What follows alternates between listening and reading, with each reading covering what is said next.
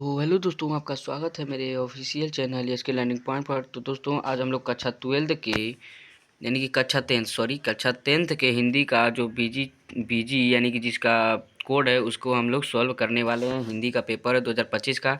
तो चलिए दोस्तों शुरू करते हैं। देखिए ये हमारा पेपर का ऊपर का फ्रंट है, ठीक है। अब देखिए उसके हम लोग क्वेश्चन को सीधे चलते हैं। देखिए पहला क्वेश्चन कह रहा है शुक्ल युग के निबंधकार कौन है। तो शुक्ल युग के निबंधकार कौन है? वियोगी हरि हैं, ठीक है। दूसरा कह रहा है निर्मला निर्मला उपन्यास के रचनाकार हैं। तो जो निर्मला लिखे हैं कौन है? मुंशी प्रेमचंद जी लिखे हैं। अब देखिए अगला क्वेश्चन तीसरा क्वेश्चन कह रहा है, जो तीसरा क्वेश्चन है वो कह रहा है अपनी खबर के रचयिता कौन है। तो अपनी खबर के जो रचना है ना किस विधा की है? तो किसकी है?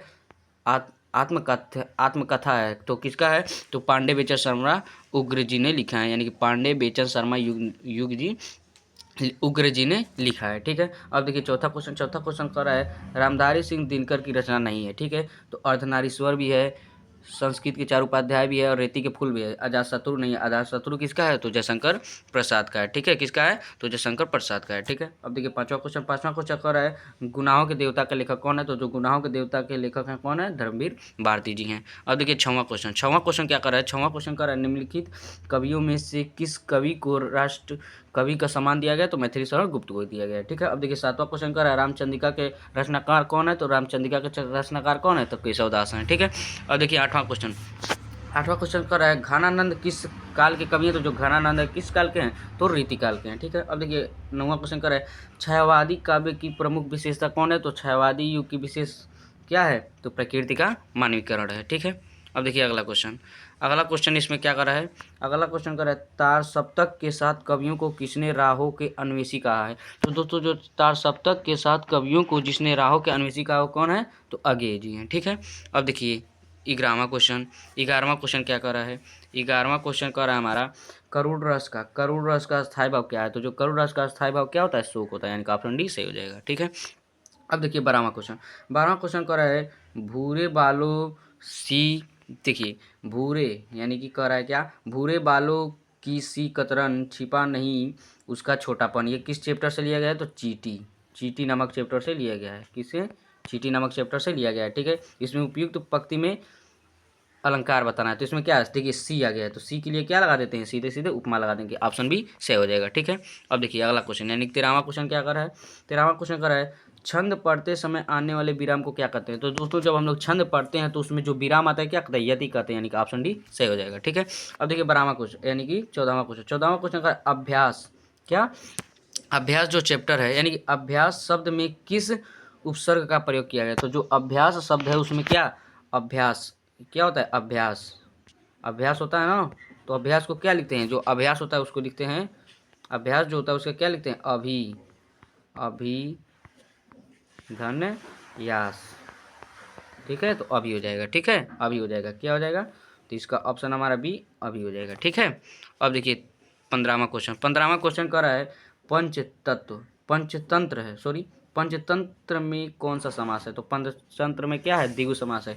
5 तत्वों का क्या हो जाएगा? 5 तत्वों का समूह 5 तत्वों का समूह हो जाएगा, ठीक है। 5 तत्वों का क्या हो जाएगा? समूह हो जाएगा।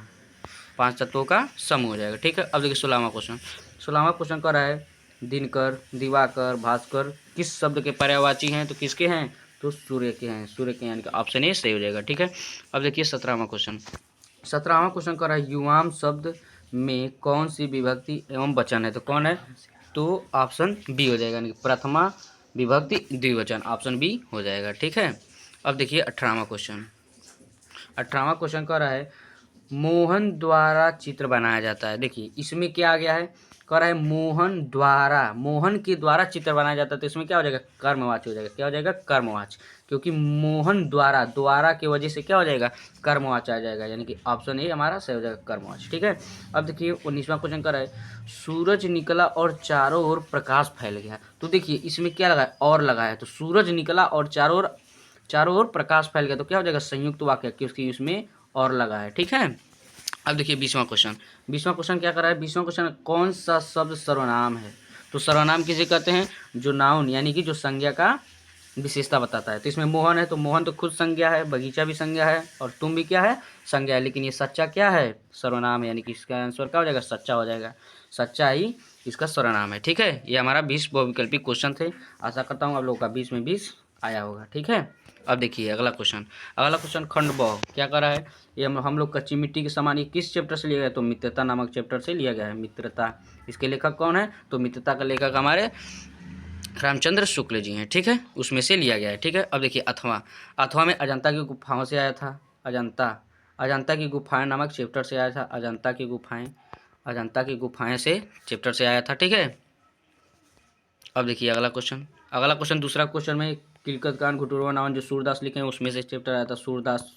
सूरदास में से आया था। ठीक है, सूरदास में से आया था। अब देखिए अगला इसमें अथवा क्वेश्चन, ये मानव ने किया पदार्पण, छिन्न हुए जो लेख, ये किस चैप्टर से लिया गया, चंद्रलोक में प्रथम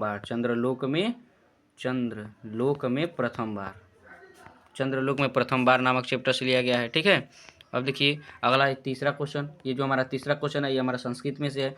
ये देखिए पहला चैप्टर किस चैप्टर से है, तो वाराणसी चैप्टर से है। ठीक है, वाराणसी चैप्टर से है।